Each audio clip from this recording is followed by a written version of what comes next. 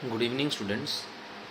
हम लोग केमिस्ट्री का ये एसिड्स बेस एंड सॉल्ट ये चैप्टर पढ़ रहे थे। लास्ट वीडियो में हम लोग सॉल्ट्स स्टार्ट किए थे, तो थोड़ा बहुत ही हुआ था सॉल्ट्स के बारे में कि सॉल्ट्स का क्लासिफिकेशन हम लोग किए थे कि कितना तरीके का सॉल्ट होता है, ठीक है।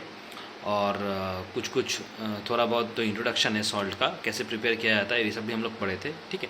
तो आज बेसिकली हम लोग पढ़ेंगे डिटेल्स में कि सॉल्ट को प्रिपरेशन करने का मेथड क्या क्या है, किस तरीके से सॉल्ट प्रिपेयर किया जाता है, ठीक है। तो देखो, प्रिपरेशन पढ़ने से पहले हम लोग देखेंगे कि सॉल्ट दो तरीके का होता है मेनली।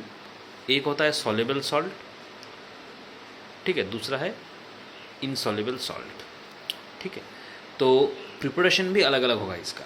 जैसे सॉल्युबल सॉल्ट का प्रिपरेशन भी अलग होगा, जो इनसॉल्युबल सॉल्ट से उसका प्रिपरेशन भी अलग होगा, ठीक है। तो पहले हम लोग डिस्कस करेंगे सॉल्युबल सॉल्ट का प्रिपरेशन का मेथड्स ऑफ प्रिपरेशन, ठीक है। ये होगा सॉल्युबल सॉल्ट का, जो सॉल्ट सॉल्युबल है, ठीक है। हमेशा याद रखना, कोई भी सॉल्ट अगर सॉल्युबल है, मतलब सॉल्युबल सॉल्ट का हमेशा प्रिपरेशन याद रखना कि वो सॉल्यूशन में प्रिपेयर किया जाता है। कोई भी सॉल्युबल सॉल्ट वो हमेशा प्रिपेयर किया जाता है सॉल्यूशन में, ठीक है, क्योंकि वो सॉल्युबल है इसीलिए। अच्छा, तो पहला प्रिपरेशन तुम्हारा आएगा डायरेक्ट कॉम्बिनेशन। सॉल्युबल सॉल्ट का पहला जो प्रिपरेशन है वो है डायरेक्ट कॉम्बिनेशन। किसको कंबाइन करेंगे हम? देखो यहाँ पे क्या करेंगे कि एक मेटल को एक नॉन मेटल के साथ हम लोग जोड़ देंगे, एक मेटल को नॉन मेटल के साथ जोड़ देंगे। उसको हीट करना पड़ेगा, मेटल और नॉन मेटल दोनों को एक साथ हीट करना पड़ेगा, तब जाके सॉल्ट प्रोड्यूस होगा, ठीक है। और उसको हम लोग क्या बोलेंगे? सॉल्युबल सॉल्ट, क्योंकि हम लोग सॉल्युबल सॉल्ट के प्रिपरेशन ही पढ़ रहे हैं, ठीक है। तो मेटल, एक मेटल रहेगा और दूसरा नॉन मेटल होगा, इसको आपस में जोड़ देंगे तो प्रोड्यूस होगा तुम्हारा सॉल्ट। ये डायरेक्ट कॉम्बिनेशन है, सबसे ईजीएस्ट मेथड है ये, ठीक है।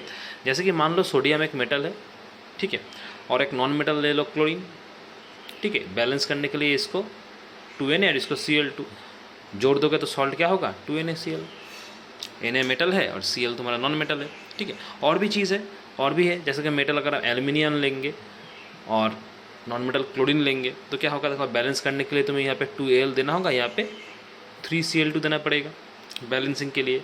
तो सॉल्ट क्या फॉर्मेशन होगा?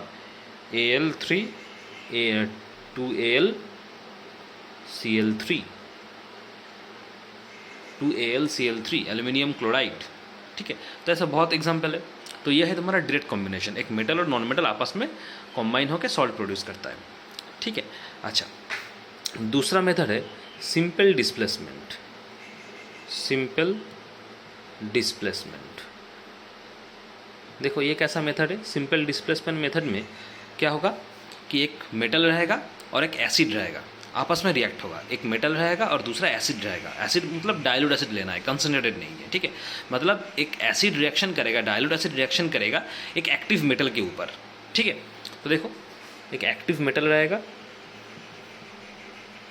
ठीक है, और कोई भी एक डाइल्यूट एसिड हम लोग लेंगे, तो ये H2SO4 हो सकता है, HNO3 हो सकता है, HCl हो सकता है, ठीक है। तो क्या प्रोड्यूस होगा? सॉल्ट प्रोड्यूस होगा और उसके साथ प्रोड्यूस होगा हाइड्रोजन। तो कोई भी एक्टिव मेटल ले लो, जैसे जिंक, ठीक है।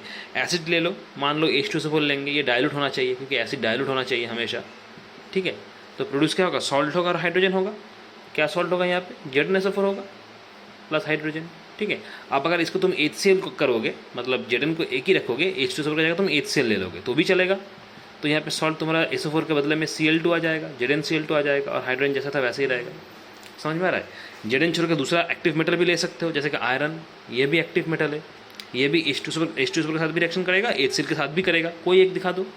अगर हम HCl करेंगे, ये भी डाइल्यूट होना चाहिए, ठीक है। क्या सॉल्ट होगा? FeCl2 प्लस हाइड्रोजन, ठीक है, ये Fe है, ठीक है, Fe होगा।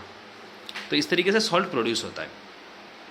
कोई भी डाइल्यूट एसिड के साथ अगर हम एक्टिव मेटल का रिएक्शन करवाएंगे तो ये मेटल जो है, मेटल क्या करेगा? इस हाइड्रोजन को बाहर निकाल देगा, मतलब डिस्प्लेस कर देगा, ठीक है। इसलिए इसका नाम है सिंपल डिस्प्लेसमेंट। समझ में आ रहा है? अच्छा, तीसरा मेथड है डिकम्पोजिशन। तीसरा मेथड है हमारा डिकम्पोजिशन।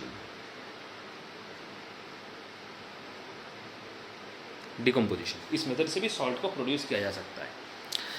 डिकम्पोजिशन मेथड क्या है? डिकम्पोजिशन मेथड में यहाँ पे भी एसिड इन्वॉल्व है, डिकम्पोजिशन मेथड में भी एसिड इन्वॉल्व है, ठीक है। मतलब यहाँ पे हम लोग क्या डाइल्यूट एसिड लेंगे, किसके साथ लेंगे, कोई कार्बोनेट के साथ या बाइकार्बोनेट के साथ लेंगे, मतलब कार्बोनेट या बाइकार्बोनेट।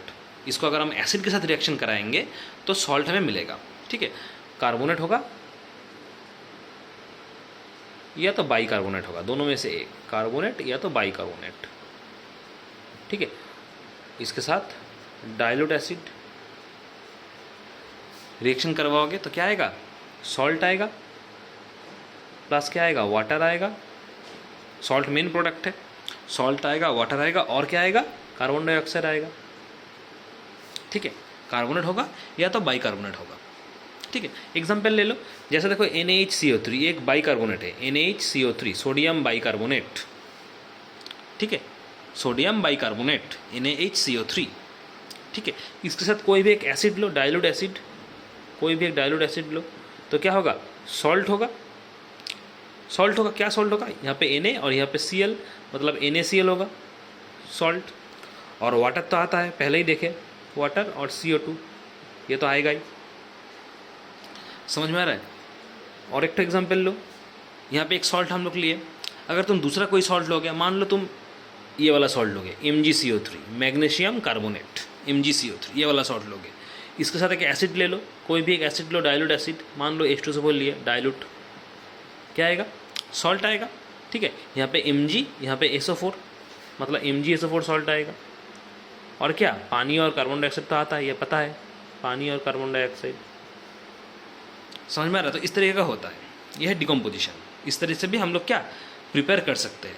तो ये किसका डिकम्पोजिशन हम लोग पढ़े, कार्बोनेट का और बाइकार्बोनेट का, कार्बोनेट या तो बाइकार्बोनेट। और भी होता है, जैसे अगर तुम सल्फाइड्स या हाइड्रोजन सल्फाइड को डिकम्पोज करोगे फिर भी तुम्हें सॉल्ट मिलेगा, ठीक है। तो देखो ये हम लोग क्या पढ़े, कार्बोनेट और बाइकार्बोनेट का डिकम्पोजिशन, ठीक है। तो उसका दूसरा का भी डिकम्पोजिशन हो सकता है, जैसे कि अगर हम बोलेंगे डिकम्पोजिशन के अंदर, जैसे हम कार्बोनेट बाइकार्बोनेट पढ़े, अगर हम बोलेंगे कि सल्फाइड्स को डिकम्पोज करेंगे, सल्फाइड्स कार्बोना, यहाँ पे जो पहला वाला जो पढ़े ना कार्बोनेट और बाइकार्बोनेट, वहाँ पे क्या था, कार्बन था, ठीक है। सल्फाइड का अगर तुम डिकम्पोजिशन करोगे, सल्फाइड्स का अगर डिकम्पोजिशन करोगे या हाइड्रोजन सल्फाइड्स का करोगे, सल्फाइड्स या तो हाइड्रोजन सल्फाइड्स, मतलब क्या, यहाँ पे सल्फर रहेगा, जैसे कार्बोनेट्स में कार्बन था वैसे सल्फाइड्स या हाइड्रोजन सल्फाइड्स में क्या रहेगा, सल्फर रहेगा। इसको डिकम्पोज करोगे फिर भी तुम्हारा सॉल्ट आएगा, ठीक है। इसको अगर तुम कोई भी डाइल्यूट एसिड से करो, प्लस डाइल्यूट एसिड रिएक्शन करो, क्या आएगा तुम्हारा, सॉल्ट आएगा, ठीक है। और क्या आएगा, सॉल्ट तो आएगा, ये कॉमन है, और क्या आएगा, पानी आएगा, सॉल्ट मिलेगा, पानी मिलेगा, और क्या मिलेगा, और मिलेगा SO2 सल्फर डाइऑक्साइड। कार्बोनेट्स में क्या मिल रहा था, कार्बन डाइऑक्साइड मिल रहा था, क्योंकि वो कार्बन है इसीलिए। सल्फाइड्स में सल्फर है इसलिए SO2 मिलेगा, समझ में आ रहा है। तो यहाँ पे सिर्फ चेंजेस है, बाकी और कोई चेंजेस नहीं है। सॉल्ट और वाटर पहले भी मिलता था कार्बोनेट्स और हाइड्रोजन कार्बोनेट में, सल्फाइड्स और हाइड्रोजन सल्फाइड्स में भी मिलेगा, ठीक है। एक एग्जाम्पल लो, जैसे कि देखो सोडियम सल्फाइड्स, फॉर्मूला क्या है, Na2SO3 सोडियम सल्फाइड्स, ठीक है। इसके साथ कोई भी एक एसिड लो, मान लो हम HCl लेंगे डाइल्यूट, ये बैलेंस करने के लिए 2 देना पड़ेगा। फॉर्मेशन क्या होगा, सॉल्ट होगा। कैसा सॉल्ट होगा, यहाँ पे सोडियम, यहाँ पे Cl, मतलब क्या होगा, सोडियम क्लोराइड, ये सॉल्ट होगा, क्योंकि यहाँ पे 2 दिया हुआ है, मतलब यहाँ पे 2 देना पड़ेगा, सोडियम क्लोराइड होगा। प्लस क्या होगा, पानी और सल्फर डाइऑक्साइड, ये तो पहले ही हम लोग बताए थे, पानी और सल्फर डाइऑक्साइड। मतलब अगर तुम सल्फाइड्स और हाइड्रोजन सल्फाइड्स का डिकम्पोजिशन करोगे फिर भी तुम्हें ये मिलेगा, ठीक है, सॉल्ट मिलेगा। अच्छा, दूसरा किस चीज़ का डिकम्पोजिशन हो सकता है, देखो हम लोग सल्फाइड्स और हाइड्रोजन सल्फाइड्स का पढ़े, ठीक है। दूसरा और क्या डिकम्पोजिशन होकर मुझे सॉल्ट मिलेगा, जैसे सल्फाइड्स, उसका भी मिलेगा, सल्फाइड्स, सल्फाइड, इसका भी मुझे मिलेगा। देखो पहले हम लोग पढ़े थे सल्फाइड्स, मतलब टी था उसमें, अभी हम लोग पढ़ेंगे सल्फाइड्स, मतलब यहाँ पे डी है, दोनों अलग अलग है, ध्यान देना, ठीक है। सल्फाइड्स का अगर डिकम्पोजिशन करोगे फिर भी तुम्हें मिलेगा। इसके साथ अगर तुम कोई भी डाइल्यूट एसिड रिएक्शन करवाओ फिर भी तुम्हें क्या मिलेगा, सॉल्ट मिलेगा, पानी मिलेगा, ठीक है। अच्छा, सॉल्ट मिलेगा, यहाँ पे मिलेगा तुम्हारा सॉल्ट और हाइड्रोजन सल्फाइड, ये पानी नहीं मिलेगा, सॉल्ट और हाइड्रोजन सल्फाइड मिलेगा, ये 2 मिलेगा बस। सॉल्ट, पानी और कार्बन डाइऑक्साइड किस में मिल रहा था, पहले वाले में, मतलब कार्बोनेट्स और हाइड्रोजन कार्बोनेट में, जो पहला वाला डिकम्पोजिशन हम पढ़ाए थे। उसके बाद क्या पढ़ाए, सल्फाइड्स पढ़ाए, मतलब टी सल्फाइड्स पढ़ाए, उसमें क्या मिला था, सॉल्ट मिला था, पानी मिला था और सल्फर डाइऑक्साइड मिला था। अभी हम लोग क्या पढ़ रहे हैं, डिकम्पोजिशन सल्फाइड्स का, जिसमें डी है, दो अलग अलग है, ठीक है। सल्फाइड्स अलग है, सल्फाइड्स अलग है। सल्फाइड्स में डिकम्पोजिशन करोगे अगर डाइल्यूट एसिड से क्या मिलेगा, सॉल्ट मिलेगा, ये कॉमन है, और क्या मिलेगा, हाइड्रोजन सल्फाइड H2S मिलेगा।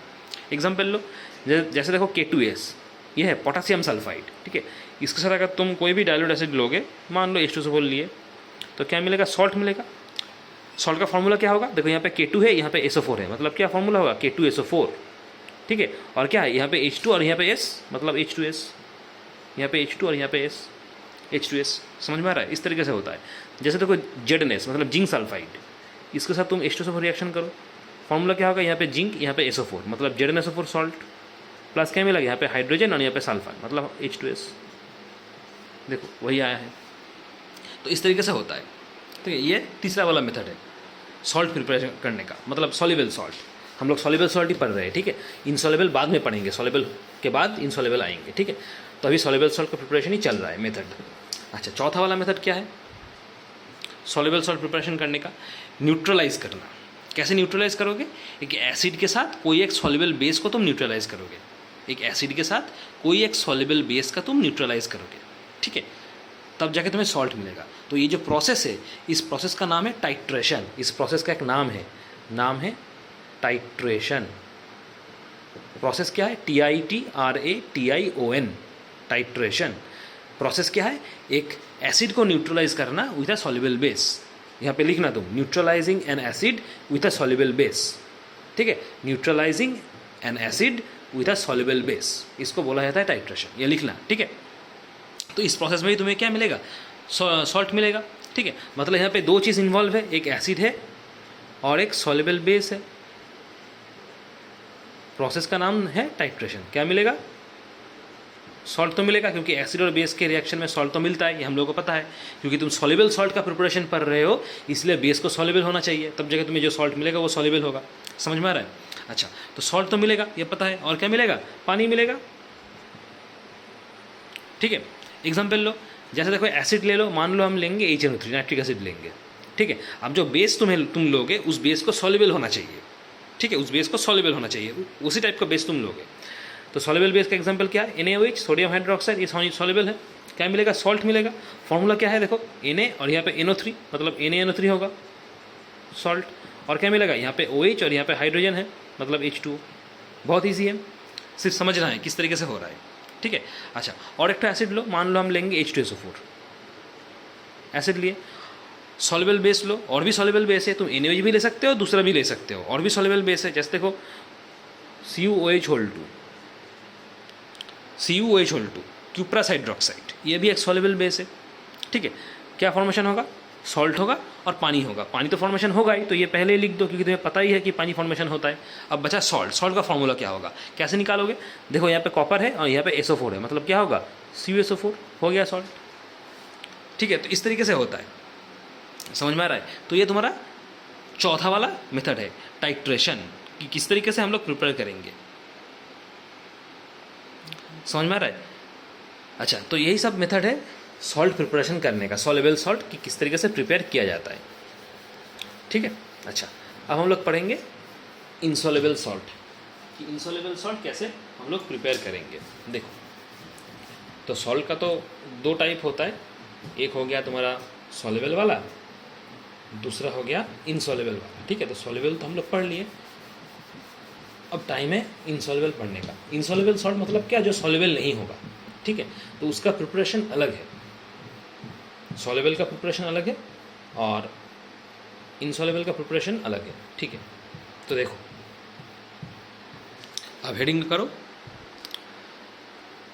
Preparation of insoluble salt, preparation of insoluble salts, preparation of insoluble salts. Insoluble salt को कैसे प्रिपेयर किया जाएगा, ठीक है। देखो, पहला मेथड जो है डायरेक्ट कॉम्बिनेशन, जो सॉल्युबल में भी था। पहला मेथड है डायरेक्ट कॉम्बिनेशन। देखो, यहाँ पे क्या होता है, एक मेटल के साथ एक नॉन मेटल, एक मेटल के साथ एक नॉन मेटल, जैसे सॉल्युबल में था, यहाँ पे भी वही है, एक मेटल के साथ नॉन मेटल को जोड़ना है और जोड़ के उसको हीट करना है। हीट देना है, तब जाके तुम्हारा इनसॉल्युबल सॉल्ट प्रोड्यूस होगा। यहाँ पे डिफरेंस है, जो सॉल्युबल सॉल्ट में था वहाँ पे भी मेटल और नॉन मेटल को जोड़ना था, लेकिन वहाँ पे हीट का रिक्वायरमेंट नहीं था, लेकिन यहाँ पे हीट तुम्हें देना होगा, ठीक है। अगर हीट दोगे तो क्या होगा, सॉल्ट प्रोड्यूस होगा जो है तुम्हारा इनसॉल्युबल सॉल्ट, ठीक है। तो एक मेटल लो, जैसे कि हम लोग पीबी, ये लेड है, ये एक मेटल है, नॉन मेटल ले लो सल्फर, हीट करो, सॉल्ट आएगा पीबीएस, जुड़ जाएगा, मतलब लेड सल्फाइड, ये एक सॉल्ट है जो कि इनसॉल्युबल है। अच्छा, दूसरा लो एफी, सॉल्ट मेटल है, सल्फर ये नॉन मेटल है, हीट कर दो, प्रोड्यूस होगा एफईएस, आयरन सल्फाइड, ये भी एक इनसॉल्युबल सॉल्ट है। तो डायरेक्ट कॉम्बिनेशन में हम लोग क्या इनसॉल्युबल सॉल्ट भी प्रिपेयर कर सकते हैं, ठीक है। अच्छा, दूसरा मेथड क्या होगा इनसॉल्युबल सॉल्ट प्रिपरेशन करने का, एक एसिडिक ऑक्साइड को अगर तुम बेसिक ऑक्साइड से जोड़ दोगे, क्या बोले, एक एसिडिक ऑक्साइड को अगर तुम बेसिक ऑक्साइड से जोड़ दोगे, मतलब दोनों को कॉम्बाइन कर दोगे, मतलब दूसरा वाला मेथड होगा combination of acidic oxide with a basic oxide, with a basic oxide. एक एसिडिक ऑक्साइड को अगर तुम बेसिक ऑक्साइड से कॉम्बाइन कर दोगे तो भी जाके तुम्हें इनसॉल्युबल सॉल्ट मिलेगा, ठीक है। मतलब acidic oxide plus basic oxide form होगा क्या, सॉल्ट। एसिडिक ऑक्साइड का एग्जांपल लो, ऑक्साइड मतलब क्या, वहाँ पे ऑक्सीजन रहेगा, ठीक है। और अगर एसिडिक ऑक्साइड है तो मेटल होगा तुम्हारा क्या, ऑक्साइड मतलब क्या, ऑक्साइड मतलब मेटल जब ऑक्सीजन से जुड़ता है तब जाके ऑक्साइड फॉर्मेशन होता है, जिसको बोला जाता है मेटल ऑक्साइड, ठीक है। अब अगर ये मेटल तुम्हारा अब अगर ये मेटल है तो उसका नाम होगा तुम्हारा एसिडिक ऑक्साइड, और अगर ये मेटल ना होकर नॉन मेटल है तो उसका नाम होगा बेसिक ऑक्साइड, ठीक है। बेसिकली ऑक्साइड क्या है, जब कोई एलिमेंट या तो मेटल या तो नॉन मेटल ऑक्सीजन से जुड़ता है, ऑक्सीजन से रिएक्शन करता है, तब उसको हम लोग ऑक्साइड बोलते हैं, ठीक है। अब मेटल ऑक्साइड अगर है तो वो एसिडिक ऑक्साइड होगा, क्योंकि मेटल एसिडिक होता है, और अगर मेटल की जगह नॉन मेटल रहेगा तो वो बेसिक ऑक्साइड हो जाएगा, ठीक है। अच्छा, तो कोई भी एक एसिडिक ऑक्साइड का एग्जाम्पल लो, जैसे मान लो SO2 सल्फर डाइऑक्साइड, ये एक एसिडिक ऑक्साइड है। बेसिक ऑक्साइड मान लो कैल्शियम ऑक्साइड, ये एक बेसिक ऑक्साइड है।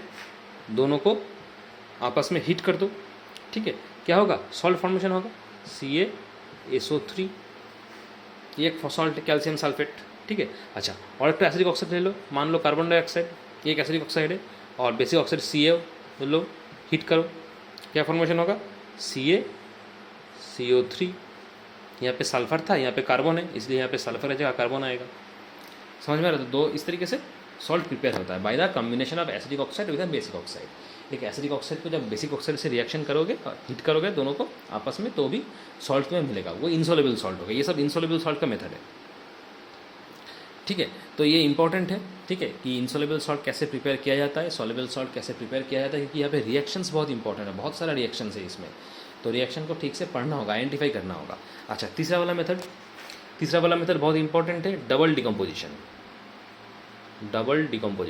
Method. In double decomposition method में भी हम लोग क्या इनसॉल्युबल सॉल्ट प्रिपेयर कर सकते हैं, ठीक है। और इसको दूसरा नाम भी है, इसका दूसरा नाम है प्रेसिपिटेशन रिएक्शन,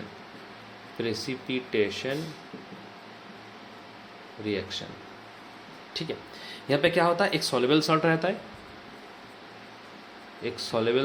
है, ठीक है। और क्या लेना होगा, एक एसिड या तो सॉल्युबल सॉल्ट, ठीक है। एक सॉल्युबल सॉल्ट होगा और दूसरा क्या रहेगा, या तो सॉल्युबल सॉल्ट तुम लोगे, मतलब दो सॉल्युबल सॉल्ट लोगे, या तो एसिड लोगे, मतलब यहाँ पे लिख दे रहे हैं एसिड और सॉल्युबल सॉल्ट, मतलब दो सॉल्युबल सॉल्ट लेना होगा या तो एक सॉल्युबल सॉल्ट और एसिड लेना होगा, ठीक है। क्या होगा प्रिपरेशन, इनसॉल्युबल सॉल्ट मिलेगा तुमको, और क्या मिलेगा, एसिड और सॉल्ट मिलेगा। मतलब ये एक मेथड है जिसपे तुम्हें सॉल्युबल सॉल्ट से इनसॉल्युबल सॉल्ट मिलेगा, मतलब इनसॉल्युबल सॉल्ट का प्रिपरेशन में तुम एक सॉल्युबल सॉल्ट यूज़ कर रहे हो, समझ में आ रहा है बात। इसलिए ये रिएक्शन इंपॉर्टेंट है, एक सॉल्युबल सॉल्ट लेना होगा और एक एसिड लेना होगा, और एसिड की जगह तुम और दूसरा सॉल्युबल सॉल्ट भी ले सकते हो, मतलब या तो दो सॉल्युबल सॉल्ट होगा या तो एक सॉल्युबल सॉल्ट और एक एसिड होगा, दोनों को रिएक्शन करवाओगे तो इनसॉल्युबल सॉल्ट मिलेगा और एसिड या सॉल्ट मिलेगा, ठीक है। एग्जाम्पल से क्लियर करते देखो, सॉल्युबल सॉल्ट ले लो, मान लो बेरियम क्लोराइड BaCl2 एक सॉल्युबल सॉल्ट है, ठीक है। एक एसिड ले लो H2SO4, ठीक है। तो फॉर्मेशन क्या होगा, इनसॉल्युबल सॉल्ट, ठीक है। और ये जो इनसॉल्युबल सॉल्ट है क्या फॉर्मूला होगा, Ba और यहाँ पे SO4, मतलब BaSO4 ये एक इनसॉल्युबल सॉल्ट है, और ये इनसॉल्युबल सॉल्ट क्या होगा, प्रेसिपिटेट गिरेगा, इसलिए इसका नाम है प्रेसिपिटेशन रिएक्शन, समझ में आ रहा है। और क्या होगा, एसिड या तो सॉल्ट रहेगा, तो एसिड क्या रहेगा HCl, यहाँ पे 2 हाइड्रोजन है, यहाँ पे 2 Cl था, मतलब 2 HCl होगा। समझ में आ रहा है। अच्छा अब ये सॉल्युबल सॉल्ट और एक एसिड से हम दिखाए, तो 2 सॉल्युबल सॉल्ट लोगे फिर भी होगा, तो 2 सॉल्युबल सॉल्ट का एग्जाम्पल और एक ले लो। जैसे देखो PbNO3 लेड नाइट्रेट, PbNO3 ये एक सॉल्युबल सॉल्ट है। अच्छा दूसरा इनसॉल्युबल सॉल्ट, दूसरा एक सॉल्युबल सॉल्ट लो, जैसे मान लो NO2CO3, ये भी एक सॉल्युबल सॉल्ट है, दोनों सॉल्युबल सॉल्ट है, ठीक है। रिएक्शन करो, क्या फॉर्मेशन होगा इनसॉल्युबल सॉल्ट का, फॉर्मूला क्या होगा, यहाँ पे Pb है और यहाँ पे CO3 है, मतलब तुम्हारा क्या होगा PbCO3, इसका प्रेसिपिटेट आएगा, मतलब ये इनसॉल्युबल सॉल्ट हो गया, ठीक है। अच्छा और क्या मिलेगा तुम्हें, या तो एसिड या तो सॉल्ट, तो यहाँ पे तुम्हें क्या मिलेगा, सॉल्ट मिलेगा। सॉल्ट का फॉर्मूला क्या होगा, सॉल्ट का फॉर्मूला होगा 2NaNO3। यहाँ पे सॉल्ट क्यों आया, क्योंकि देखो दोनों ही तुम सॉल्ट लिए, इसलिए तुम्हारा क्या एक इनसॉल्युबल सॉल्ट आया और एक तो नॉर्मल सॉल्ट आया। अगर तुम सॉल्ट के जगह सॉल्युबल सॉल्ट की जगह एसिड लेते तो तुम्हारा एसिड आता। तुम देखो पहला वाला एग्जांपल में क्या है, हम एक सॉल्युबल सॉल्ट से एक एसिड को रिएक्शन करवाए, इसलिए एक इनसॉल्युबल सॉल्ट आया था और दूसरा प्रोडक्ट एसिड आया था, ठीक है। लेकिन यहाँ पे हम क्या किए, दोनों सॉल्युबल सॉल्ट को आपस में रिएक्शन करवाए, तो इनसॉल्युबल सॉल्ट तो आएगा ही और दूसरा प्रोडक्ट क्या आएगा, सॉल्ट आएगा।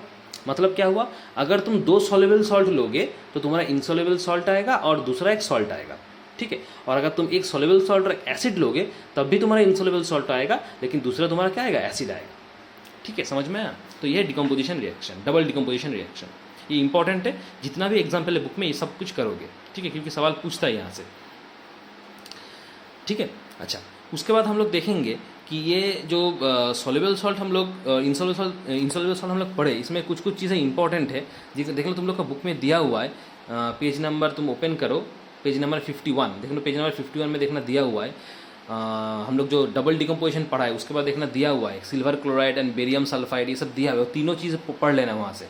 एक है तुम्हारा silver chloride and barium sulphate, इसका इंपॉर्टेंस क्या है, दूसरा है कार्बोनेट्स, ठीक है। अच्छा उसके नीचे तुम्हारा है इंसॉल्युबल लेड सल्फेट, ठीक है। इसका ये जितना भी रिएक्शन है इस रिएक्शन को पढ़ोगे, ठीक है, पढ़ोगे समझ में आएगा तुमको, ये हम अलग से नहीं पढ़ा रहे, ठीक है। तो ये सब है तुम्हारा इंसॉल्युबल सॉल्ट का प्रिपरेशन, जिसमें से डबल डिकम्पोजिशन रिएक्शन और ये एसिडिक ऑक्साइड और बेसिक ऑक्साइड वाला बहुत इंपॉर्टेंट है, ठीक है।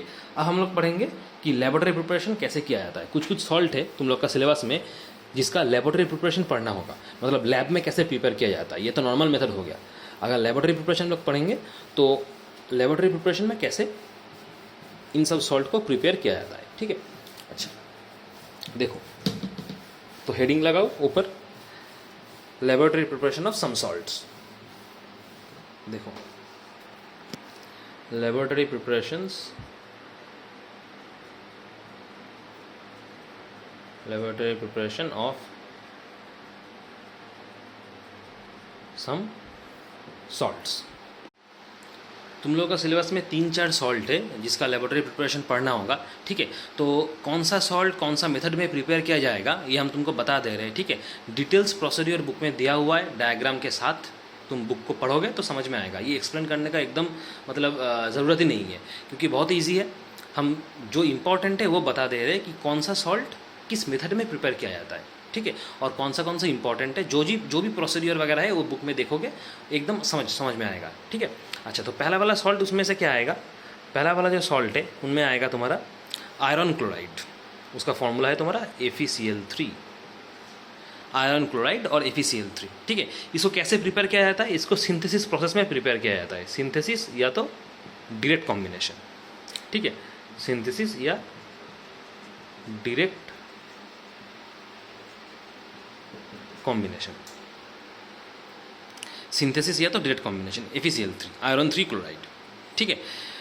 समझ में आ रहा है। रिएक्शन क्या होगा, रिएक्शन होगा आयरन के साथ, डायरेक्ट कॉम्बिनेशन मतलब क्या होगा, एक मेटल रहेगा एक नॉन मेटल रहेगा, पढ़े थे हम लोग, ठीक है ना, वही डायरेक्ट कॉम्बिनेशन था। मतलब है मेटल होगा Fe और तुम्हारा नॉन मेटल होगा Cl। अब बैलेंस करने के लिए यहाँ पे 2 देना पड़ेगा, यहाँ पे 3Cl2 करना पड़ेगा, ठीक है। इसको ड्राई लेना है, सूखा होना चाहिए, ठीक है। रिएक्शन करोगे तो क्या आएगा, FeCl3 आयरन 3 क्लोराइड आएगा। समझ में आ रहा है, ठीक है। अब ये जो डिटेल्स जो प्रोसीड्यूर है तुम लोग का बुक में दिया हुआ है डायग्राम के साथ, उसको पढ़ोगे देखना एकदम इजी समझ में आएगा, ठीक है, कोई प्रॉब्लम नहीं होगा। जो इंपॉर्टेंट है वो हम बता दे रहे हैं। अच्छा ये पहला वाला सॉल्ट हो गया आयरन 3 क्लोराइड। दूसरा है तुम्हारा जिंक सल्फेट और आयरन सल्फेट, जिंक सल्फेट और आयरन सल्फेट। देखो एक साथ दिया हुआ है बुक में, हम लोग पहला वाला बोलेंगे जिंक सल्फेट, जिसका फॉर्मूला तुम्हारा है ZnSO4, ये पहले बताते हैं, उसके बाद हम लोग आयरन सल्फेट बताते हैं। तो जिंक सल्फेट का दूसरा नाम भी है, उसका नाम है वाइट विट्रियोल। जिंक सल्फेट या तो वाइट विट्रियोल। तुम्हें जिंक सल्फेट नहीं पूछेगा कि वाइट विट्रियोल का प्रिपरेशन बताओ, तो तुम्हें समझना पड़ेगा कि जिंक सल्फेट का बात कर रहा है। ठीक है। तो इसको कैसे प्रिपेयर करेंगे हम? इसको प्रिपेयर करेंगे हम लोग क्या, एक एसिड लेंगे और उसके साथ एक एक्टिव मेटल को रिएक्ट करवाएंगे। ठीक है, एक एसिड रहेगा और एक एक्टिव मेटल रहेगा। ठीक है, यहाँ पे एक्टिव मेटल क्या होगा? जिंक होगा, क्योंकि जिंक सल्फेट पूछा है, मतलब एक्टिव मेटल होगा तुम्हारा जिंक। ठीक है, और एक क्या रहेगा? डाइल्यूट एसिड रहेगा, क्योंकि यहाँ पे SO4 है, जिंक SO4 में, ZnSO4 में SO4 है, मतलब यहाँ पे तुम्हें एसिड लेना पड़ेगा H2SO4, और वो भी डाइल्यूट। ठीक है, प्रिपरेशन क्या होगा? जिंक सल्फेट होगा, सॉल्ट प्लस क्या मिलेगा? हाइड्रोजन गैस मिलेगा। मतलब इसको हम लोग कैसे प्रिपरेशन करेंगे? मेथड क्या है? Action of dilute acid on active metal, यह है method. Action of dilute acid on active metal, यह है मेथड। ठीक है, तो ये इंपॉर्टेंट है क्योंकि इसका एक नाम है वाइट विट्रियोल, इसलिए ये इंपॉर्टेंट है, जिंक सल्फेट, और इसका दूसरा नाम है वाइट विट्रियोल। ठीक है, अच्छा, उसके बाद दूसरा वाला जो था, दूसरा वाला कैटेगरी जो था वो था आयरन सल्फेट। ठीक है, आयरन सल्फेट जिसका फॉर्मूला है FeSO4। ठीक है, आयरन सल्फेट। ठीक है, अच्छा, इसका नाम है तुम्हारा ग्रीन विट्रियोल। Green vitriol. अच्छा, अगर सवाल में कभी कभी पूछता है कि ग्रीन विट्रियोल का फॉर्मूला बताओ, तब तुम FeSO4 नहीं लिखोगे, तब तुम क्या लिखोगे फॉर्मूला? FeSO4.7H2O, ये लिखोगे, क्योंकि ग्रीन विट्रियोल का अगर फॉर्मूला पूछेगा तो तुम ये वाला लिखोगे, FeSO4 7H2 लिखोगे, ये वाला नहीं लिखोगे। ये वाला फेरस सल्फेट का फॉर्मूला है, ये ग्रीन विट्रियोल नहीं है। ग्रीन विट्रियोल का ओरिजिनल फॉर्मूला ये वाला है। समझ में आ रहा है बात? ठीक है, लेकिन FeSO4 से बना है, कि FeSO4 से बना है, इसलिए FeSO4 का बगल में हम लोग ग्रीन विट्रियोल लिखते हैं। लेकिन अगर एक्चुअली पूछा जाए कि ग्रीन विट्रियोल का फॉर्मूला क्या है, तब तुम FeSO4 नहीं बोलोगे, FeSO4.7H2O बोलोगे। समझ में आ रहा है बात? उसी हिसाब से अगर वाइट विट्रियोल का फॉर्मूला बोलेगा तुमको, तो तुम ZnSO4 नहीं बोलोगे, तुम क्या बोलोगे? यहाँ पे बोलोगे वाइट विट्रियोल का फॉर्मूला ZnSO4.7H2O, ये है तुम्हारा वाइट विट्रियोल का फॉर्मूला। ठीक है, समझ में आ रहा है? ये हम बता दिए, ये ध्यान रखना। ठीक है, वाइट विट्रियोल का फॉर्मूला पूछेगा तो हम लोग ये वाला बोलेंगे, ये वाला नहीं बोलेंगे। ठीक है, अच्छा, अब ये ग्रीन विट्रियोल या FeSO4 7H2O ये कैसे प्रिपेयर किया जाता है? कि ग्रीन विट्रियोल प्रिपेयर किया जाता है, इस मेथड का नाम है, इसका जो जिस प्रोसेस में ये प्रिपेयर किया जाता है वो है displacement of N acid, displacement action of acid on reactive metals, displacement action of acids on reactive metal. इस प्रोसेस में ये ग्रीन विट्रियोल प्रिपेयर किया जाता है। मतलब यहाँ पे FeSO4 है, मतलब यहाँ पे जो मेटल है वो क्या होगा? Fe होगा, आयरन होगा। ठीक है, और एक एसिड लेना है H2SO4। ठीक है, क्या होगा? सॉल्ट आएगा, मतलब FeSO4 होगा प्लस H2 होगा, हाइड्रोजन होगा। ठीक है, इस FeSO4 को अगर तुम पानी के साथ रिएक्शन करवाते हो 7H2O, तब जाकर तुम्हारा ग्रीन विट्रियोल फॉर्मेशन होगा, जिसका फॉर्मूला है FeSO4 7H2O, ये है ग्रीन विट्रियोल। ठीक है, उसी हिसाब से अगर पीछे हम ZnSO4 का बात करें तो देखो यहाँ पे ZnSO4 फॉर्मेशन हुआ था, जो कि जिंक सल्फेट है। ठीक है, इस जिंक सल्फेट को फिर तुम रिएक्शन करो पानी के साथ, तब जाकर तुम्हारा फॉर्मेशन होगा क्या? White vitriol. ये तुम्हारा वाइट विट्रियोल ZnSO4.7H2, जैसे यहाँ पे हुआ था। ठीक है, तो यहाँ पे याद रखना, अगर वाइट विट्रियोल का फॉर्मूला पूछेगा तो हम लोग ये लिखेंगे, ये नहीं, ये जिंक सल्फेट का फॉर्मूला है। ठीक है, अगर ग्रीन विट्रियोल का फॉर्मूला पूछेगा तो हम लोग लिखेंगे ये वाला लिखेंगे। ठीक है, ये नहीं, ये फेरस सल्फेट का फॉर्मूला है। ठीक है, तो ये दो बहुत इंपॉर्टेंट है इनसॉल्युबल सॉल्ट के अंदर, मतलब लेबोरेटरी प्रिपरेशन के अंदर। ठीक है, लेबोरेटरी प्रिपरेशन बहुत 2-3 सॉल्ट दिया हुआ है, जिनमें के ये दो बहुत इंपॉर्टेंट है। और पहला वाला था डायरेक्ट कॉम्बिनेशन या FeCl3 वाला मेथड, FeCl3 सॉल्ट। ठीक है, तीसरा जो दिया हुआ है वो है लेड क्लोराइड। तीसरा वाला जो दिया हुआ है सिलेबस में तुम लोगों का, वो है लेड क्लोराइड, जिसका फॉर्मूला है PbCl2, लेड क्लोराइड। ठीक है, एक लेड क्लोराइड है। ठीक है, और एक तो कैल्शियम कार्बोनेट है, लेड क्लोराइड और कैल्शियम कार्बोनेट CaCO3, ये दो तो दिया हुआ है। तो पहला वाला हम लोग लेड क्लोराइड डिस्कस कर लेते हैं, उसके बाद कैल्शियम कार्बोनेट में आएंगे। देखो, लेड क्लोराइड प्रिपेयर किया जाएगा जिस प्रोसेस में, उस प्रोसेस का नाम है double decomposition reaction. Double decomposition double decomposition process जो थोड़ा देर पहले हम लोग डिस्कस किए, इसका दूसरा नाम क्या था? Precipitation reaction. प्रेसिपिटेशन रिएक्शन, इस मेथड में ये लेड क्लोराइड प्रिपेयर किया जाता है। अब ये डबल डिकम्पोजिशन या तो प्रेसिपिटेशन रिएक्शन क्या था, इनमें क्या था? एक सॉल्युबल सॉल्ट था और एक एसिड था। एक सॉल्युबल सॉल्ट के साथ एसिड को रिएक्शन करवाते थे तो मुझे इनसॉल्युबल सॉल्ट मिलता था, और यहाँ पे इनसॉल्युबल सॉल्ट क्या है? लेड क्लोराइड है। वही था तुम्हारा डिकम्पोजिशन, डबल डिकम्पोजिशन प्रोसेस था ना। एक सॉल्युबल सॉल्ट था और उसके साथ एक एसिड था, ठीक है। क्या मिलता था? एक सॉल्ट मिलता था और क्या मिलता था? एसिड मिलता था। या तो तुम एक सॉल्युबल सॉल्ट लो या एक एसिड लो, या तो तुम दो तो सॉल्युबल सॉल्ट लो। याद आ रहा है प्रोसेस? दो तो सॉल्युबल सॉल्ट लो तब भी तुम्हें क्या मिलेगा? सॉल्ट मिलेगा, और दूसरा क्या मिलेगा? सॉल्ट मिलेगा। यह मिलेगा इनसॉल्युबल सॉल्ट, यह है इनसॉल्युबल सॉल्ट। मतलब ये जो डबल डिकम्पोजिशन प्रोसेस है इनमें क्या था? या तो तुम दो सॉल्युबल सॉल्ट लो या तो एक सॉल्युबल सॉल्ट एक एसिड लो, तो तुम्हें क्या मिलेगा? इनसॉल्युबल सॉल्ट मिलेगा। अगर तुम एसिड लिए तो तुम्हें दूसरा प्रोडक्ट भी एसिड मिलेगा, अगर तुम सॉल्ट लिए तो दूसरा प्रोडक्ट भी तुम्हें सॉल्ट मिलेगा। तो ये था डबल डिकम्पोजिशन रिएक्शन, ठीक है। तो मतलब ये जो PbCl2 है ये तुम्हारा क्या है? एक इनसॉल्युबल सॉल्ट है जो डबल डिकम्पोजिशन मेथड में प्रिपेयर किया जाता है। मतलब क्या लेंगे हम यहाँ पे? एक सॉल्युबल सॉल्ट लेंगे और एक एसिड लेंगे, ठीक है। तो पहले वाला हम दिखा रहे एक सॉल्युबल सॉल्ट जो कि PbNO3(2) है, ये एक सॉल्युबल सॉल्ट है। इसके साथ एक डाइल्यूट एसिड लिया जाता है HCl। क्या मिलेगा तुम्हें? इनसॉल्युबल सॉल्ट मिलेगा। यहाँ पे इनसॉल्युबल सॉल्ट कौन सा है? PbCl2, और इसका दूसरा नाम प्रेसिपिटेशन रिएक्शन भी है, मतलब ये प्रेसिपिटेट होगा। और साइड में क्या मिलेगा तुम्हें? और एक तो एसिड भी मिलता है। यहाँ पे एसिड क्या होगा? देखो यहाँ पे NO3 है और यहाँ पे हाइड्रोजन है, मतलब क्या होगा? HNO3 मिलेगा, ठीक है। और कैसे प्रिपेयर कर सकते हो? या तो एक सॉल्युबल सॉल्ट एक एसिड लो, या तो दो तो तुम सॉल्युबल सॉल्ट लो। तो ये तो एक सॉल्युबल सॉल्ट था, और एक तो सॉल्युबल सॉल्ट ले लो, NaCl ले लो, ये सॉल्युबल सॉल्ट है। करो, क्या मिलेगा? इनसॉल्युबल सॉल्ट PbCl2 मिलेगा, और एक तो क्या मिलेगा तुम्हें? सॉल्ट मिलेगा। यहाँ पे सॉल्ट का फॉर्मूला क्या होगा? तो यहाँ पे Na है, यहाँ पे Na3 है, मतलब फॉर्मूला तुम्हारा क्या होगा? NaNO3, 2NaNO3। बैलेंस करिए, हम दो लगाए, 2NaNO3। समझ में आ रहा है? तो इस तरीके से प्रिपरेशन किया जाता है PbCl2 का, मतलब लेड क्लोराइड का, ठीक है। अच्छा, अब हम लोग पढ़ेंगे कैल्शियम कार्बोनेट। CaCO3 कैसे प्रिपेयर किया जाता है। देखो, कैल्शियम कार्बोनेट मतलब क्या? ये कार्बोनेट है, ठीक है। कार्बोनेट है मतलब क्या? हम लोग पढ़े थे कैल्शियम कार्बोनेट में। कैल्शियम कार्बोनेट मतलब क्या? ये हम लोग क्या करेंगे? कैल्शियम कार्बोनेट को, इसको बहुत अच्छी तरीके से हम लोग पढ़े थे थोड़ा देर पहले। कैल्शियम कार्बोनेट मतलब CaCO3, ठीक है। इसको कैसे प्रिपेयर करोगे? इसको हम लोग प्रिपेयर करेंगे, एक कैल्शियम क्लोराइड लेंगे, ठीक है। उसके साथ हम लोग क्या करेंगे? सोडियम कार्बोनेट को मिक्स कर देंगे। कैल्शियम क्लोराइड मतलब क्या?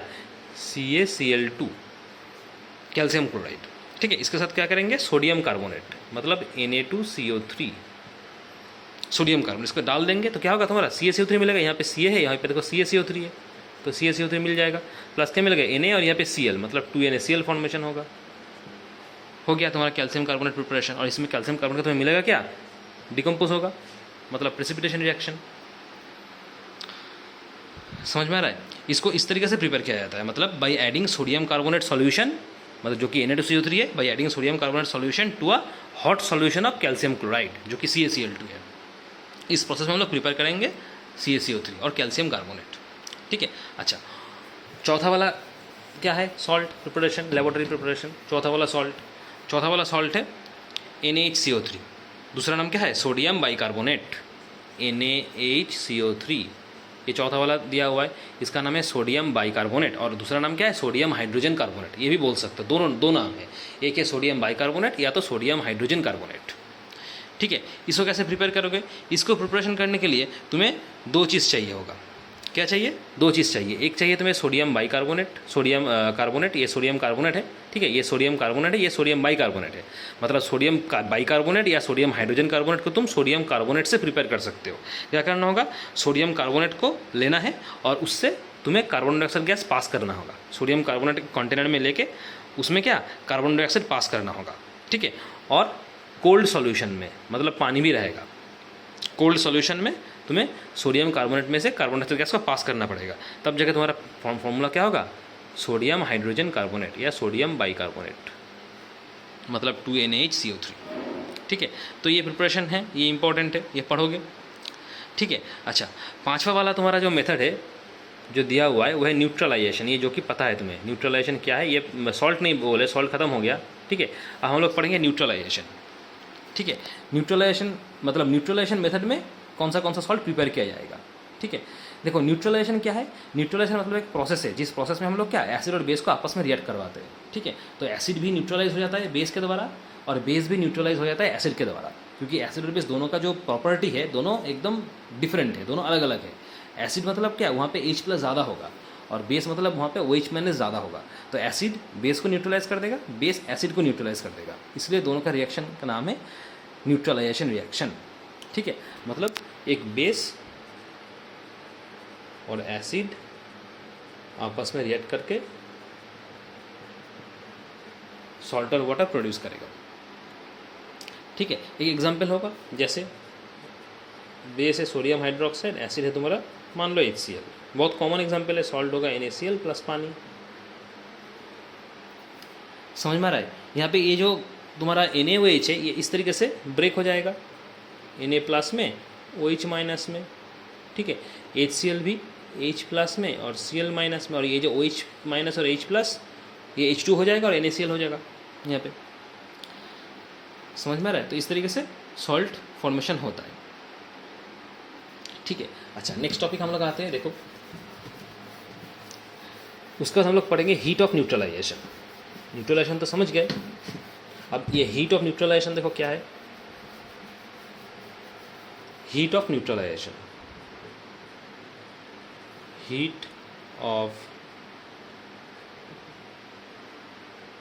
Neutralisation, heat of neutralisation. देखो हीट ऑफ न्यूट्रलाइजेशन मतलब ये एक अमाउंट ऑफ हीट है जो एसिड और बेस को जब आपस में हम लोग रिएक्ट करवाएंगे और एसिड और बेस जब आपस में न्यूट्रलाइज होता है तब जितना अमाउंट ऑफ हीट निकलता है बाहर उसी को बोला जाता है हीट ऑफ न्यूट्रलाइजेशन। मतलब क्या है, heat of neutralisation is the amount of heat liberated when 1 gram equivalent of an acid or base is completely neutralized। मतलब एसिड और बेस जब आपस में रिएक्ट करता है तब 1 ग्राम एसिड या तो 1 ग्राम बेस जब टोटली न्यूट्रलाइज हो जाता है तब जितना हीट निकलता है उसी को बोला जाता है हीट ऑफ न्यूट्रलाइजेशन। समझ में आ रहा है? मतलब ये बेसिकली क्या है, it is the amount of heat, लिखो it is the amount of heat liberated when 1 gram equivalent of an acid or a base is completely neutralized,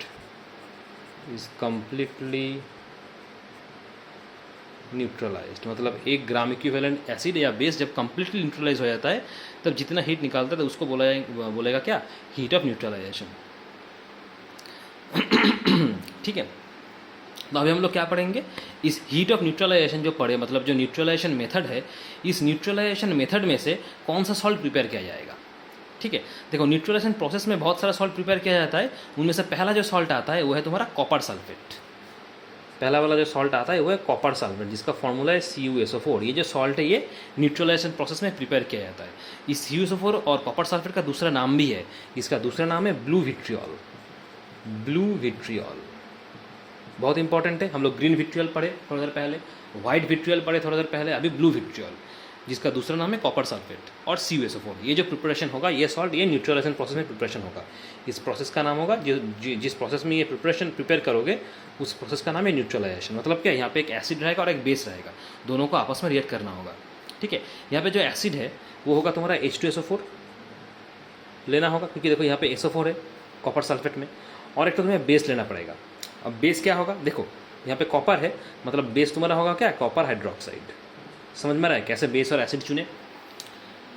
ठीक है, इसको अगर आपस में रिएक्ट करवाओगे तो Cu और यहाँ पे SO4, मतलब प्रिपरेशन होगा CuSO4 और क्या मिलेगा, पानी मिलेगा, क्योंकि एसिड और बेस को आपस में रिएक्ट करवाओगे तो सॉल्ट और पानी ही मिलता है। सॉल्ट तो CuSO4 है और पानी H2O होगा। बैलेंस करने के लिए तुम्हें यहाँ पे क्या होगा, 2H2 देना पड़ेगा। ठीक है, समझ में आ रहा है बात? तो इस तरीके से प्रिपेयर किया जाता है। ठीक है, अब अगर तुम चाहते हो कि दूसरा वाला अगर हम बेस लेंगे, हम COH2 नहीं लेंगे, फिर भी होगा, तुम COH2 को चेंज कर दो, दूसरा वाला बेस लो, तुम ये वाला बेस लो, CuCO3 लो। ठीक है, लेकिन Cu लेना होगा, क्योंकि यहाँ पे देखो कॉपर सल्फेट में फॉर्मूला तुम्हारा Cu है, मतलब तुम Cu को तुम्हें लेना ही पड़ेगा। तुम सिर्फ ये OH2 बदल के कुछ दूसरा लगा सकते हो, मतलब दूसरा बेस ले सकते हो, लेकिन Cu को रखना पड़ेगा। ठीक है, अब एसिड ले लो H2SO4, तो क्या फॉर्मेशन होगा, CuSO4 फॉर्मेशन होगा। ठीक है, ये CuSO4 फॉर्मेशन होगा कॉपर सल्फेट, और क्या होगा, पानी होगा। सॉल्ट और पानी तो आता है, लेकिन और एक तो एक्स्ट्रा प्रोडक्ट भी मिलेगा, क्योंकि यहाँ पे देखो CO3 लिए थे तुम, CuCO3 में, मतलब जो एक्स्ट्रा प्रोडक्ट आएगा वो होगा तुम्हारा क्या, कार्बन डाइऑक्साइड, ये भी मिलेगा। समझ में आ रहा है?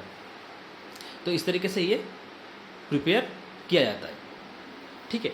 कॉपर सल्फेट और ब्लू विट्रियल, ये इंपॉर्टेंट है, जितना भी विट्रियल वगैरह है पढ़ोगे। अब अगर पूछा जाए कि ब्लू विट्रियल का फॉर्मूला बताओ तो कैसे पढ़ोगे? देखो, ये जो CuSO4 प्रोड्यूस हुआ ना, इस CuSO4 का नाम ब्लू विट्रियल नहीं है, CuSO4 तुम्हारा कॉपर सल्फेट है, ठीक है। ब्लू विट्रियल का फॉर्मूला क्या होगा? ये जो CuSO4 है इसको फर्दर रिएक्शन करवाया जाता है, किसके साथ? पानी के साथ। कितना पानी लगेगा? 5 ठो पानी लगेगा। तो फॉर्मूला क्या होगा तुम्हारा? CuSO4.5H2O। ये जो CuSO4.5H2O देख रहे हो, इसी का नाम है ब्लू विट्रियल, इसी का नाम है ब्लू विट्रियल। मतलब अगर तुम्हें ब्लू विट्रियल का फॉर्मूला पूछे, तुम बोलोगे ये वाला CuSO4.5H2O, ये है तुम्हारा ब्लू विट्रियल का फॉर्मूला, ये वाला नहीं, क्योंकि CuSO4 से बनता है, इसलिए इसको ब्रैकेट में हम ब्लू विट्रियल लिखे। समझ में आ रहा है? ब्लू विट्रियल का अगर फॉर्मूला पूछेगा तो बोलोगे तुम CuSO4.5H2O, ठीक है। समझ में आ रहा है? अच्छा, तो ये ब्लू विट्रियल वाला हो गया। और एक तो है जो कि न्यूट्रलाइजेशन प्रोसेस में प्रिपेयर किया जाता है। देखो, दूसरा वाला जो सॉल्ट है वो है तुम्हारा सोडियम सल्फेट, सोडियम सल्फेट, ठीक है। फॉर्मूला क्या होगा? Na2SO4, ठीक है। सोडियम सल्फेट Na2SO4, यहाँ पे भी पानी रहेगा। कितना पानी रहेगा? 10 ठो, 10H2O, Na2SO4 10H2O, ठीक है। सोडियम सल्फेट, इसको भी न्यूट्रलाइजेशन प्रोसेस में प्रिपेयर किया जाता है। इसको भी हम लोग क्या, न्यूट्रलाइजेशन प्रोसेस में प्रिपेयर करेंगे। मतलब एक एसिड रहेगा और एक तो बेस रहेगा, ठीक है। बेस क्या लेंगे? सोडियम हाइड्रोक्साइड, क्योंकि यहाँ पे देखो Na है, इसलिए सोडियम हाइड्रोक्साइड बेस लेना है। एसिड क्या लेना है? SO4 है, मतलब यहाँ पे H2SO4 लेना होगा, एसिड। क्या फॉर्मूला होगा? Na2SO4 सॉल्ट प्लस पानी आएगा। एसिड और बेस के रिएक्शन में सॉल्ट और पानी आता है, तो पानी आएगा। Na2SO4 प्लस 2H2O, ठीक है। समझ में आ रहा है? ठीक है। एक डाइल्यूट सल्फ्यूरिक एसिड के साथ, जो कि H2SO4 है, उसके साथ सोडियम हाइड्रोक्साइड हम लोग रिएक्शन करवाएंगे, करा के Na2SO4 सॉल्ट मिलेगा, ठीक है। और क्या मिलेगा? यहाँ पे पानी मिलेगा। अब ये जो Na2SO4 सॉल्ट हुआ, इसके साथ 10 ठो पानी अगर रिएक्शन करवाओगे तो तुम्हें क्या मिलेगा? Na2SO4.10H2O। यही तुम्हारा क्या है? न्यूट्रलाइजेशन प्रोसेस में सोडियम सल्फेट का प्रिपरेशन है। समझ में आ रहा है? तो इस तरीके से हम लोग ये प्रिपेयर करेंगे न्यूट्रलाइजेशन प्रोसेस में। समझ में आ रहा है? ठीक है। तो ये लास्ट सॉल्ट था। तुम्हारा जो लेबोरेटरी प्रिपरेशन हम लोग जो पढ़े थे, जो भी सॉल्ट पढ़े, ये तुम्हारा लास्ट सॉल्ट है प्रिपरेशन, ठीक है। तो ये जितना भी सॉल्ट हम लोग पढ़ाए, हम मेथड वगैरह बोल दिए कि किस मेथड में प्रिपरेशन होता है, किस मेथड में प्रिपेयर किया जाता है, ठीक है। रिएक्शन वगैरह जो भी इंपॉर्टेंट विट्रियल वगैरह है वो पढ़ोगे। एक green vitriol, white vitriol, blue vitriol, ये इंपॉर्टेंट है, ठीक है। और क्या पढ़े? तुम्हारा इंसॉल्युबल सॉल्ट और सॉल्युबल सॉल्ट का जो प्रिपरेशन है, ये भी हम लोग डिस्कस कर चुके हैं, ठीक है। बुक में से तुम क्या पढ़ोगे? जो प्रोसीडियर वगैरह है, देखना जो भी सॉल्ट हम लोग डिस्कस किए, इसका प्रोसीडियर बुक में दिया हुआ है। प्रोसीडियर क्या होता है, डायग्राम देके वो पढ़ोगे, ठीक है। क्योंकि वो ईजी है, समझने में इतना प्रॉब्लम नहीं होगा, इसलिए वो हम डिस्कस नहीं किए, वो बुक से पढ़ोगे, ठीक है। तो तुम्हारा ये जो सॉल्ट वाला टॉपिक है ये ख़त्म हो गया, ठीक है। और एक टॉपिक बाकी है, वो हम लोग नेक्स्ट वीडियो में डिस्कस करेंगे। तो एक ही क्लास लगेगा तो ये चैप्टर खत्म हो जाएगा। वो होगा तुम्हारा सॉल्ट का, देखना कुछ ग्राफ वगैरह दिया हुआ है, और नेक्स्ट क्लास में हम लोग डिस्कस करेंगे, ठीक है। तो आज के लिए इतना ही काफ़ी। Thank you.